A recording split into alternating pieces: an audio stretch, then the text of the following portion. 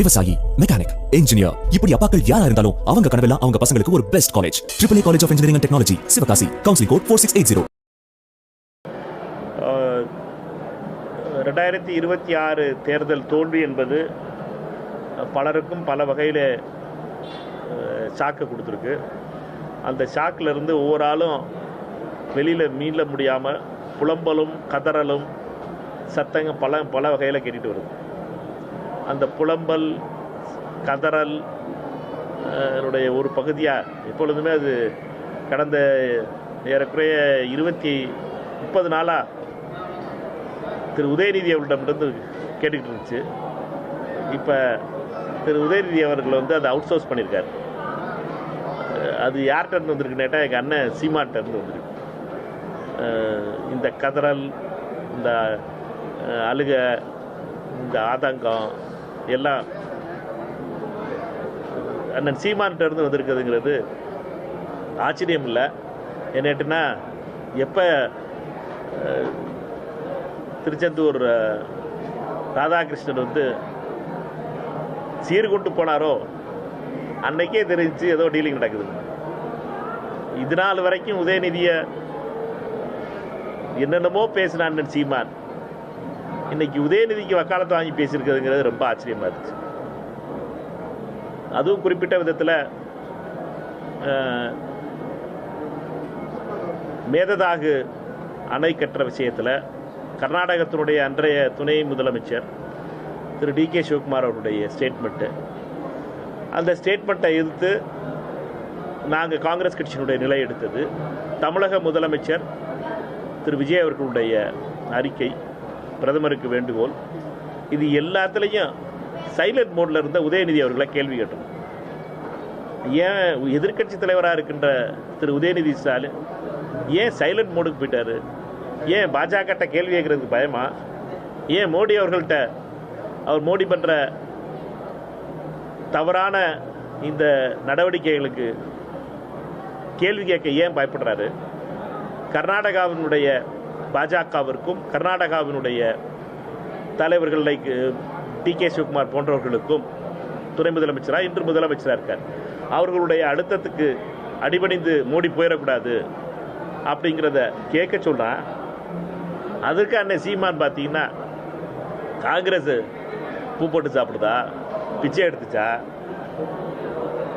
அப்படிலாம் பேசியிருக்கிறது ரொம்ப காமெடியாக இருக்கு எனக்கு.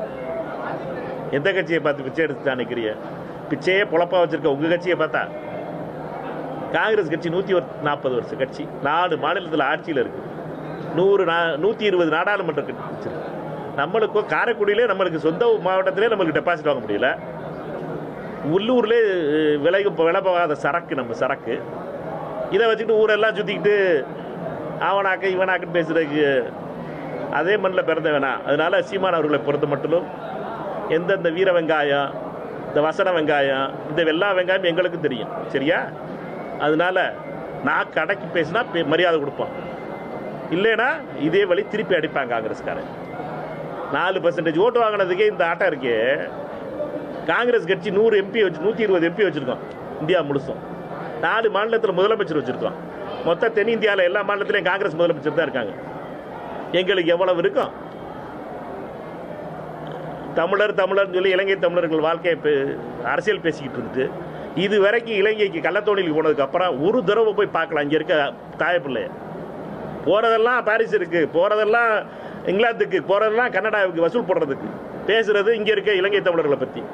அவ்வளவு ஆர்வமான ஆளாக இருந்தால் இலங்கை தமிழர்கள் போய் பார்த்துருக்கணும். நீ அங்கே பாடுபட்டுக்கிட்டு இருக்க இலங்கை தமிழர்கள் போய் பார்த்துருக்கணும். சொகுசாக இருந்து ஹோட்டலில் சுற்றிக்கிட்டு தெரிஞ்சுட்டு பாரிஸ்லையும் லண்டன்லையும் கனடாலையும் டொரண்டோலையும் ஊர் சுற்றி பார்த்துட்டு வசூலை போட்டு வந்துட்டு அரசியல் பண்ணுற சீமானுக்கு இவ்வளவு இருந்துச்சுன்னா எனக்கு எவ்வளவு இருக்கும்?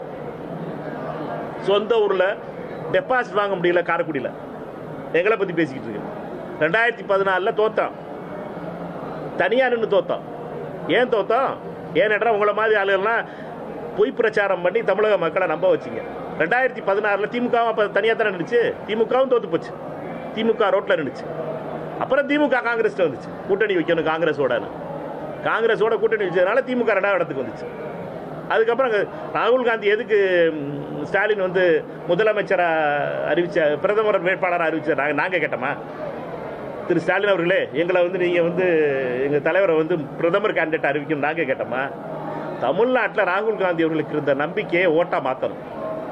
தமிழ்நாட்டில் ராகுல் காந்தி மேலே இருக்க மரியாதையை ஓட்டா மாற்றணும். அதுக்கு திமுக தலைவர் ஸ்டாலின் அப்போ ராகுல் காந்தி அவர்களை பிரதமராக காட்டினார். அதனால் ராகுல் காந்தியை கேவலமாக பேசுறது, ராகுல் காந்தியை அவமானப்படுத்துறதுலாம் சீமான் அவர்களுக்கு எச்சரிக்கை விடுக்க விரும்புகிறேன்.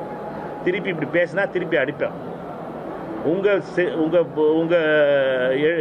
உங்களுடைய செல்வாக்கு அந்த வெங்காயம் இதெல்லாம் முடிஞ்சிருச்சு, கீழே வர ஆரம்பிச்சிருச்சு.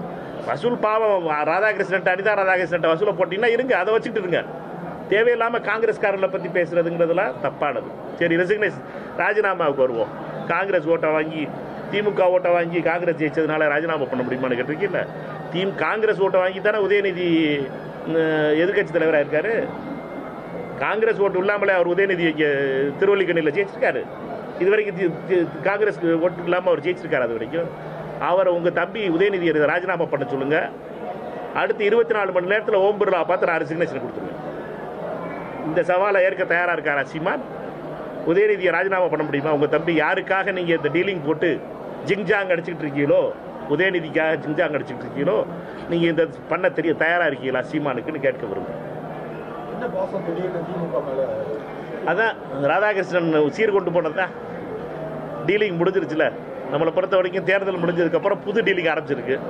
இது வரைக்கும் வேறு டீலிங்கில் இருந்தார். இப்போ திமுகவோட இது வரைக்கும் தேர்தல் முடிகிற வரைக்கும் மே 4ஆம் தேதி வரைக்கும் திமுகவை என்னென்னமோ பேசினார்.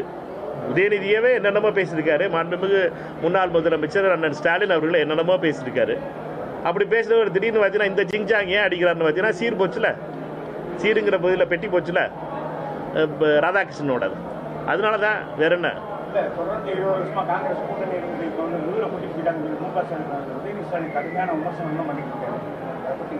அது வந்து அவங்களுடைய தோல்வியை மறைக்கிறதுக்காக காங்கிரஸ் கட்சி மேலே பழிய போட்டு திமுகவுடைய உண்மையான திமுக தொண்டர்கள் கிளை செயலாளராக இருந்தவர்களே உண்மையான திமுக காரர்கள்ட்ட கேளுங்க, யார் தப்பு பண்ணான்னு தெரியும். காங்கிரஸ் கட்சி தப்பு பண்ணிச்சா இல்லை திமுகவுடைய உதயநிதி அவர்களுடைய கடந்த கலைஞர் மறைவுக்கு பின்னால் திமுக எந்த திசையில் போயிருக்குன்னு பாருங்கள். கீழே இருக்க உண்மையான திமுக காரங்களாம் வீட்டில் உட்காந்துருக்காங்க. எல்லாம் வாடகைக்கு வசூலுக்கு கூட்டு வந்து பார்ட்டியை வச்சு அரசியல் நடந்துக்கிட்டு இருக்கு. கேட்டிங்கன்னா இளைஞர்னு சொல்கிறது. திமுகங்கிற உண்மையான கிளை செயலாளர்கள்லாம் காலியாகிடுச்சாங்க. முதல்ல போயிடுச்சு திமுகங்கிறது. திமுகவை பொறுத்த மட்டும் நான் திமுக பக்கத்தில் இருந்து பார்த்துருக்கேன். என்னுடைய தேர்தலுக்கு உழைத்தவர்களை பார்த்துருக்கேன். அவங்க எல்லாம் பாவம் வீட்டில் உட்காந்துருக்க காலமாக இருக்குது. இப்போ புதுசாக ஆள் கிளம்பி இருக்கு. அதிகாரத்தில் இருக்கும்போது வந்தது.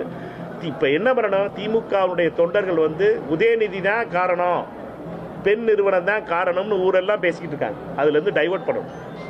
59 சீட்டு ஜெயிச்சிருக்க திமுக ஒரு பக்கம், 5 சீட்டு ஜெயிச்சிருக்க காங்கிரஸ் ஒரு பக்கம். எங்கே நாங்கள் நன்றி கட்டவிட ஆகிட்டோம், எங்கே துரோகம் பண்ணிட்டோம்? உங்களுக்கு தான் 139 சீட்லேருந்து 59 ஆக்கி மக்கள் ஓட்டு போட்டு தோக்கடிச்சிட்டாங்களே கூட. விவசாயி, மெக்கானிக், இன்ஜினியர், இப்படி அப்பாக்கள் யாரா இருந்தாலும் அவங்க கனவெல்லாம் அவங்க பசங்களுக்கு ஒரு best college. AAA college of engineering and technology, Sivakasi. Counselling code 4680.